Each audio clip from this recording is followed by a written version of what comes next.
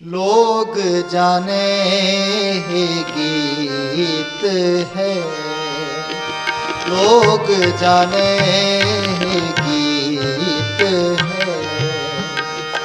ये तो ब्रह्म विचार, ये तो ब्रह्म विचार। लोग जाने ही गीत है, लोग जाने ही गीत है, लोग जाने ही गीत है। गुरु जी का खालसा वाहिगुरु जी की फतेह। अंग है 463। आसा दी वार आरंभ कीती, ਉਹਦੀ ਦੂਜੀ ਪੌੜੀ ਦਾ ਦੂਜਾ ਸ਼ਲੋਕ ਆਰੰਭ ਕਰਨ ਲੱਗੇ। ਅੱਲਾ ਪਹਿਲਾ ਵੱਡੀ ਵਡਿਆਈ ਜਾਂ ਵੱਡਾ ਨਾਉ, ਵੱਡੀ ਵਡਿਆਈ ਜਾਂ ਸੱਚ ਨਿਆਓ। ਹਾਂਜੀ। ਮਹੱਲਾ ਪਹਿਲਾ। ਮਹੱਲਾ ਪਹਿਲਾ ਵੱਡੀ ਵਡਿਆਈ ਜਾਂ ਵੱਡਾ ਨਾਉ, ਵੱਡੀ ਵਡਿਆਈ ਜਾਂ ਵੱਡਾ ਨਾਉ, ਵੱਡੀ ਵਡਿਆਈ ਜਾਂ ਸੱਚ ਨਿਆਉ, ਵੱਡੀ ਵਡਿਆਈ ਜਾਂ ਸੱਚ ਨਿਆਓ। ਮਹੱਲਾ ਪਹਿਲਾ। ਗੁਰੂ ਨਾਨਕ ਪਾਤਸ਼ਾਹ ਸਾਨੂੰ ਇਸ ਗੱਲ ਨੂੰ ਸਪਸ਼ਟ ਕਰਾਉਂਦੇ ਨੇ ਕਿ ਉਹਦੀ ਵਡਿਆਈ ਵੱਡਾ ਪਾਇਆ। ਮਹਾਰਾਜ ਕਹਿੰਦੇ ਫਿਰ ਉਹਦੀ ਵਡਿਆਈ ਕਿਉਂ ਕਰਦੇ ਹਾਂ ਅਸੀਂ? ਉਹ ਕਿਸ ਕਰਕੇ ਵੱਡਾ ਹੈ? ਉਹਦੀ ਵਡਿਆਈ ਕਿਸ ਚੀਜ਼ ਵਿੱਚ ਹੈ? ਵੱਡੀ ਵਡਿਆਈ ਜਾਂ ਵੱਡਾ ਨਾਉ, ਕਹਿੰਦੇ ਉਸ ਪ੍ਰਮਾਤਮਾ ਦੀ ਮਹਾਨਤਾ ਇਸ ਕਰਕੇ ਹੈ ਕਿਉਂਕਿ ਉਹਦੇ ਗੁਣ ਬਹੁਤ ਨੇ। ਵੱਡਾ ਨਾਉ, ਨਾਮ ਨਾ ਜਿਹੜਾ ਨਾਮ ਹੈ ਉਹਦੇ ਗੁਣ, ਕਹਿੰਦੇ ਉਹਦੇ ਗੁਣ ਇੰਨੇ ਵੱਡੇ ਨੇ, ਇਹਦੇ ਕਰਕੇ ਉਹਦੀ ਮਹਾਨਤਾ ਹੈ, ਉਹਦੇ ਗੁਣਾਂ ਕਰਕੇ ਵੱਡਾ ਹੈ। ਵੱਡੀ ਵਡਿਆਈ ਜਾਂ ਸੱਚ ਨਿਆਉ, ਉਹਦੀ ਵਡਿਆਈ ਇਸ ਕਰਕੇ ਵੀ ਵੱਡੀ ਹੈ ਕਿਉਂਕਿ ਉਹਦਾ ਨਿਆਉ ਸੱਚ ਹੈ।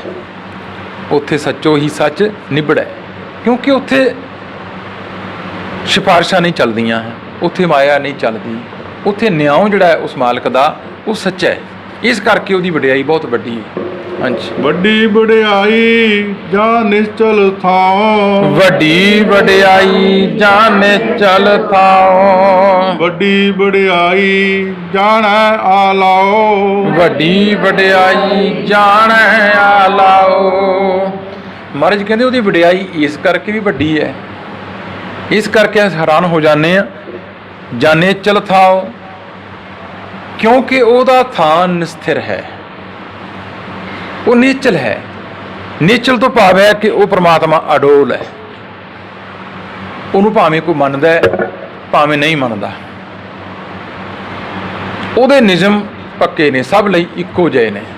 ਉਹਦੇ ਲਈ ਕੋਈ ਚੰਗਾ ਜਾਂ ਬੁਰਾ ਨਹੀਂ ਹੈ, ਆਪਣਾ ਜਾਂ ਬੇਗਾਨਾ ਨਹੀਂ ਹੈ, ਉਹ ਤੇ ਅਡੋਲ ਹੈ।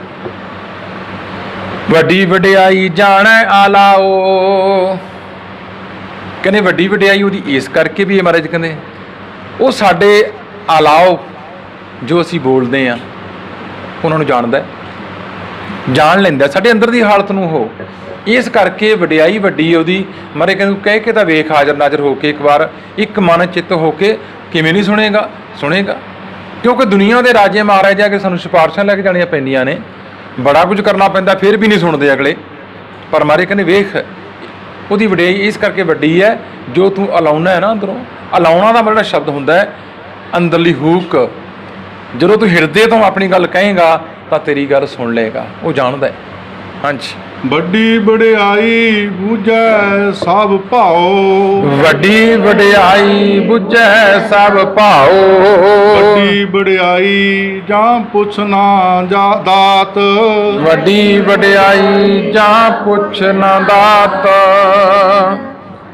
ਵੱਡੀ ਵਡਿਆਈ ਬੁਝੈ ਸਭ ਭਾਉ। ਕਹਿੰਦੇ ਵਡਿਆਈ ਉਹਦੀ ਇਸ ਕਰਕੇ ਵੱਡਾ ਹੈ, ਤੂੰ ਚਾਹੇ ਕਹਿ ਚਾਹੇ ਨਾ ਕਹਿ, ਤੇਰੇ ਪ੍ਰੇਮ ਨੂੰ ਉਹ ਜਾਣਦਾ ਹੈ।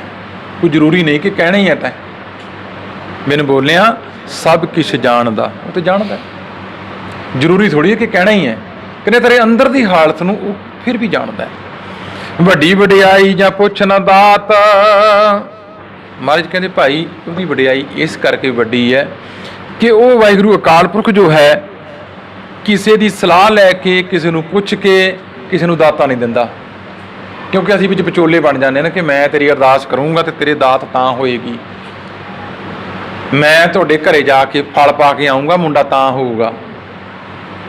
ਐ ਨਹੀਂ ਹੁੰਦਾ, ਕਿਉਂਕਿ ਦਾਤਾ ਹੈ, ਦਾਤ ਰੱਖੀ ਹੱਥ ਆਪਣੇ, ਜਿਸ ਭਾਵ ਹੈ ਤਿਸ ਦੇਈ। ਇਹ ਦਾਤਾਂ ਦਾ ਮਾਲਕ ਉਹ ਵਾਹਿਗੁਰੂ ਅਕਾਲ ਪੁਰਖ ਹੈ। ਵਿੱਚ ਅਸੀਂ ਐਵੇਂ ਵਿਚੋਲੇ ਬਣੀ ਜਾਂਦੇ ਹਾਂ, ਕਹਿੰਦੇ ਕਿਸੇ ਸਲਾਹ ਲੈ ਕੇ ਕਿਸੇ ਨੂੰ ਪੁੱਛ ਕੇ ਨਹੀਂ ਦਿੰਦਾ। ਮਹਾਰਾਜ ਕਹਿੰਦੇ ਦਾਤਾਂ ਉਹ, ਇਸ ਕਰਕੇ ਵਡਿਆਈ ਵੱਡੀ ਹੈ ਉਹਦੀ। ਹਾਂਜੀ, ਵੱਡੀ ਵਡਿਆਈ ਜਾਂ ਆਪੇ ਆਪ, ਵੱਡੀ ਵਡਿਆਈ ਜਾਂ ਆਪੇ ਆਪ, ਨਾਨਕ ਕਾਰਨ ਕਥਨੀ ਜਾਏ, ਨਾਨਕ ਕਾਰਨ ਕਥਨੀ ਜਾਏ, ਕੀਤਾ ਕਰਨਾ ਸਰਬ ਰਜਾਏ। ਵੱਡੀ ਵਡਿਆਈ ਜਾਂ ਆਪੇ ਆਪ।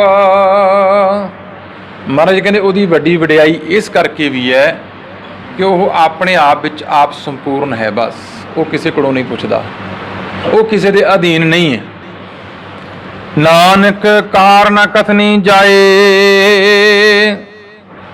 ਤੇ ਮਹਾਰਾਜ ਕਹਿੰਦੇ ਉਹਦੀ ਇਸ ਕਾਰ ਨੂੰ, ਇਸ ਕੰਮ ਨੂੰ ਹੁਣ ਤੱਕ ਕੋਈ ਬਿਆਨ ਨਹੀਂ ਕਰ ਸਕਿਆ ਕਿ ਉਹ ਦਾਤਾਂ ਕਿਵੇਂ ਦਿੰਦਾ ਹੈ, ਉਹ ਬਖਸ਼ਿਸ਼ਾਂ ਕਿਵੇਂ ਕਰਦਾ ਹੈ, ਕਿਸੇ ਦੇ ਕਹਿਣ ਤੇ ਕਰਦਾ ਹੈ ਜਾਂ ਕਿਸੇ ਕੋਲੇ ਕਰਵਾਉਂਦਾ ਹੈ। ਮਰ ਕੇ ਨਹੀਂ, ਇਹਦੇ ਬਾਰੇ ਕੁਝ ਵੀ ਨਹੀਂ ਕਹਿ ਸਕਿਆ ਕੋਈ ਅਜੇ ਤੱਕ। ਕੀਤਾ ਕਰਨਾ ਸਰਬ ਰਜ਼ਾਏ। ਉਹ ਕੀਤਾ ਕਰਨਾ ਸਰਬ ਰਜ਼ਾਏ, ਕਹਿੰਦੇ ਸਾਰਾ ਕੁਝ ਉਹਦੀ ਰਜ਼ਾ ਵਿੱਚ ਹੈ। ਜੋ ਕੁਝ ਅਸੀਂ ਕਰਦੇ ਹਾਂ, ਕੀਤਾ ਹੈ, ਇਹ ਸਾਰਾ ਕੁਝ ਹੁਕਮ ਤੇ ਰਜ਼ਾ ਵਿੱਚ ਹੈ। ਕਿਉਂਕਿ ਜਪਜੀ ਸਾਹਿਬ ਦੀ ਪਹਿਲੀ ਪੌੜੀ ਵਿੱਚ ਮਹਾਰਾਜ ਨੇ ਇਸ ਗੱਲ ਨੂੰ ਕਲੀਅਰ ਕੀਤਾ ਹੈ ਕਿ ਕਿਵ ਸਚਿਆਰਾ ਹੋਈ ਹੈ, ਕਿਵ ਕੂੜਾ ਟੁੱਟੈ ਪਾਲ, ਹੁਕਮ ਰਜ਼ਾਈ ਚੱਲਣਾ। ਉਹਦੀ ਹੁਕਮ ਤੇ ਰਜ਼ਾ ਵਿੱਚ ਰਹਿ ਕੇ ਹੀ ਅਸੀਂ ਉਹਦੀਆਂ ਬਖਸ਼ਿਸ਼ਾਂ ਪ੍ਰਾਪਤ ਕਰ ਸਕਦੇ ਹਾਂ, ਸਚਿਆਰ ਬਣ ਕੇ। ਤੇ ਮਹਾਰਾਜ ਕਹਿੰਦੇ ਤਾਂ ਕੀਤਾ ਕਰਨਾ ਸਰਬ ਰਜ਼ਾਏ, ਸਭ ਕੁਝ ਉਹਦੀ ਰਜ਼ਾ ਵਿੱਚ ਹੀ ਹੈ। ਹਾਂਜੀ, ਮਹੱਲਾ ਦੂਜਾ। ਮਹੱਲਾ ਦੂਜਾ। ਇਹ ਜਗ ਸੱਚੈ ਕੀ ਹੈ ਕੋਠੜੀ, ਇਹ ਜਗ ਸੱਚੇ ਕੀ ਹੈ ਕੋਠੜੀ, ਸੱਚੇ ਕਾ ਵਿੱਚ ਵਾਸ, ਸੱਚੇ ਕਾ ਵਿੱਚ ਵਾਸ, ਇਕ ਨਾ ਹੁਕਮ ਸਮਾਏ ਲਏ, ਇਕ ਨਾ ਹੁਕਮ ਸਮਾਏ ਲਏ, ਇਕ ਨਾ ਹੁਕਮੇ ਕਰੇ ਬਣਾ, ਇਕ ਨਾ ਹੁਕਮੇ ਕਰੇ ਵਿਨਾਸ਼। ਮਹੱਲਾ ਦੂਜਾ। ਦੂਜੇ ਪਾਤਸ਼ਾਹ ਗੁਰੂ ਅੰਗਦ ਦੇਵ ਜੀ ਮਹਾਰਾਜ ਨੇ ਉੱਪਰਲੇ ਸ਼ਲੋਕ ਨੂੰ ਲੈ ਕੇ ਵੇਖੋ, ਨਾਲ ਫਿਰ ਉਹਦੀ ਵਿਆਖਿਆ ਕਰਦੇ ਨੇ ਮਹਾਰਾਜ। ਇਹ ਜਗ ਸੱਚੈ ਕੀ ਹੈ ਕੋਠੜੀ, ਸੱਚੇ ਕਾ ਵਿਚਵਾਸ। ਮਹਾਰਾਜ ਨੇ ਜਦੋਂ ਮਨੁੱਖ ਦਾ ਇਖਲਾਕੀ ਜੀਵਨ ਇਹੋ ਜਿਹਾ ਬਣ ਗਿਆ ਕਿ ਉਹ ਉਹਦੀਆਂ ਦਾਤਾਂ ਨਾਲ ਜੁੜ ਗਿਆ, ਉਹਦੀਆਂ ਵਡਿਆਈਆਂ ਨਾਲ ਜੁੜ ਗਿਆ। ਕਿਉਂਕਿ ਅਖੀਰ 'ਚ ਮਨ ਕੀਤਾ ਕਰਨਾ ਸਰਬ ਰਜਾਏ, ਜਦੋਂ ਦੀ ਰਜਾ ਵਿੱਚ ਰਹਿਣਾ ਸਿੱਖ ਲਿਆ, ਕਹਿੰਦੇ ਉਦੋਂ ਇਹ ਸੰਸਾਰ ਉਹਨੂੰ ਬੜਾ ਵਧੀਆ ਲੱਗਣ ਲੱਗ ਪਿਆ। ਇਹ ਜੱਗ ਸੱਚਾ ਕੀ ਹੈ ਕੋਠੜੀ, ਉਦੋਂ ਇਹ ਸੰਸਾਰ ਸੱਚੇ ਦੀ ਕੋਠੜੀ ਬਣ ਗਈ। ਸੱਚੇ ਕਾ ਵਿਚਵਾਸ, ਉਹਨੇ ਜਾਣ ਲਿਆ ਕਿ ਉਹ ਆਪ ਵਸਦਾ ਵਿੱਚ। ਜਦੋਂ ਪ੍ਰਮਾਤਮਾ ਆਪ ਵਸਦਾ ਵਿੱਚ, ਫਿਰ ਅਸੀਂ ਦੋਸ਼ ਕਿਸ ਨੂੰ ਦਈਏ? ਫਿਰ ਚੰਗਾ ਕੌਣ ਤੇ ਮਾੜਾ ਕੌਣ? ਕਿਉਂਕਿ ਸਭੈ ਘਟ ਰਮ ਬੋਲੇ। ਇਹ ਅਵਸਥਾ ਬਣ ਗਈ। ਇਕ ਨਾ ਹੁਕਮ ਸਮਾਏ ਲਏ, ਇਕ ਨਾ ਹੁਕਮੇ ਕਰੇ ਵਿਨਾਸ਼। ਕਹਿੰਦੇ ਉਦੋਂ ਸਮਝ ਆਈ ਕਿ ਇੱਕ ਤੇ ਉਹ ਲੋਕ ਨੇ, ਜਿਹੜਾ ਇਕ ਨਾ ਸ਼ਬਦ ਹੈ ਨਾ, ਇਕ ਨਾ ਤੋਂ ਭਾਵ ਹੈ ਬਹੁ ਵਚਨ। ਇੱਕ ਉਹ ਲੋਕ ਨੇ ਜਿਨ੍ਹਾਂ ਨੂੰ ਆਪਣੇ ਹੁਕਮ ਵਿੱਚ, ਆਪਣੇ ਹੁਕਮ ਦੁਆਰਾ ਆਪਣੇ ਵਿੱਚ ਸਮਾ ਲੈਂਦਾ ਹੈ। ਇਕ ਨਾ ਹੁਕਮੇ ਕਰੇ ਵਿਨਾਸ਼। ਇੱਕ ਉਹ ਨੇ, ਉਹਨਾਂ ਤੇ ਵੀ ਤੇਰਾ ਹੁਕਮ ਚੱਲਦਾ ਹੈ, ਉਹਨਾਂ ਦਾ ਵਿਨਾਸ਼ ਕਰ ਦੇਣਾ। ਹਾਂਜੀ, ਇਕ ਨਾ ਭਾਣਾ ਕੱਢ ਲਏ, ਇੱਕ ਨਾ ਭਾਣਾ ਕੱਢ ਲਏ, ਇਕ ਨਾ ਮਾਇਆ ਵਿੱਚ ਨਿਵਾਸ, ਨਾ ਮਾਇਆ ਵਿੱਚ ਨਿਵਾਸ। ਏ ਪੀ ਆਖ ਨਾ ਜਾਪਈ, ਏ ਪੀ ਆਖ ਨਾ ਜਾਪਈ, ਜੇ ਕਿਸੈ ਆਣੇ ਰਾਸ, ਜੇ ਕਿਸੈ ਆਣੇ ਰਾਸ। ਨਾਨਕ ਗੁਰਮੁਖ ਜਾਣੀਐ, ਨਾਨਕ ਗੁਰਮੁਖ ਜਾਣੀਐ, ਜਾ ਕੋ ਆਪ ਕਰੇ ਪ੍ਰਗਾਸ।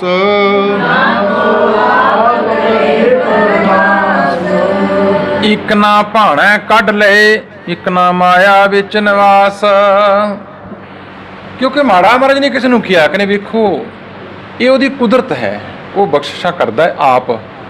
ਇੱਕ ਨਾ ਭਾਣਾ ਕੱਢ ਲਏ, ਇੱਕ ਉਹ ਨੇ ਜਿਹਨਾਂ ਨੂੰ ਭਾਣਾ ਬਣਾਉਣਾ ਆਪਣਾ, ਉਹਦੇ ਭਾਣੇ ਵਿੱਚ ਰਹਿੰਦੇ ਨੇ, ਉਹ ਤੇ ਇਸ ਮੋਹ ਮਾਇਆ ਦੇ ਜਾਲ ਚੋਂ ਕੱਢ ਲਏ। ਇੱਕ ਨਾ ਮਾਇਆ ਵਿੱਚ ਨਿਵਾਸ, ਤੇ ਇੱਕ ਉਹ ਨੇ ਜਿਨ੍ਹਾਂ ਦਾ ਨਿਵਾਸ ਮਾਇਆ ਵਿੱਚ ਹੀ ਹੈ, ਉਹ ਸਾਰੀ ਉਮਰ ਮਾਇਆ ਕਰਦੇ ਹੀ ਮਰ ਗਏ, ਉਹ ਮਾਇਆ ਇਕੱਠੀ ਕਰਦੇ ਹੀ ਮਰ ਗਏ। ਕਹਿੰਦੇ ਇਹ ਕੁਝ ਨਹੀਂ ਕਿਹਾ ਜਾ ਸਕਦਾ। ਇਹ ਵੀ ਆਖ ਨਾ ਜਾਪਈ ਜੇ ਕਿਸੈ ਆਣੈ ਰਾਸ। ਤੇ ਮਹਾਰਾਜ ਕਹਿੰਦੇ ਭਾਈ ਅਸੀਂ ਨਹੀਂ ਕਹਿ ਸਕਦੇ, ਕੁਝ ਵੀ ਇਹਦੇ ਬਾਰੇ ਜਾਣਿਆ ਨਹੀਂ ਜਾ ਸਕਦਾ ਕਿ ਕਿਹੜੇ ਮਨੁੱਖ ਨੂੰ, ਕਿਹੜੇ ਵਿਅਕਤੀ ਨੂੰ ਉਹ ਸੁਧਾਰ ਕਰੇਗਾ। ਕੋਈ ਮੇਜਰਮੈਂਟ ਨਹੀਂ, ਕੋਈ ਪ੍ਰਮਾਣਾ ਨਹੀਂ ਸਾਡੇ ਕੋਲੇ ਵੀ ਇੰਨੇ ਪਾਠ ਕਰਨ ਨਾਲ, ਇੰਨੇ ਵਾਰੀ ਨਹਾਉਣ ਨਾਲ, ਇੰਨੇ ਦਿਨ ਭੁੱਖੇ ਰਹਿਣ ਨਾਲ ਉਹ ਕਿਰਪਾ ਕਰਦਾ ਹੈ। ਕਹਿੰਦੇ ਨਹੀਂ, ਇਹਦੇ ਬਾਰੇ ਕੋਈ ਵੀ ਮੇਜਰਮੈਂਟ ਨਹੀਂ। ਲੱਗ ਜੇ ਤਾਂ ਸਕਿੰਟ ਲੱਗੇ, ਲੱਗ ਜਾਣ ਤੇ ਜਨਮ ਲੱਗ ਜਾਣ,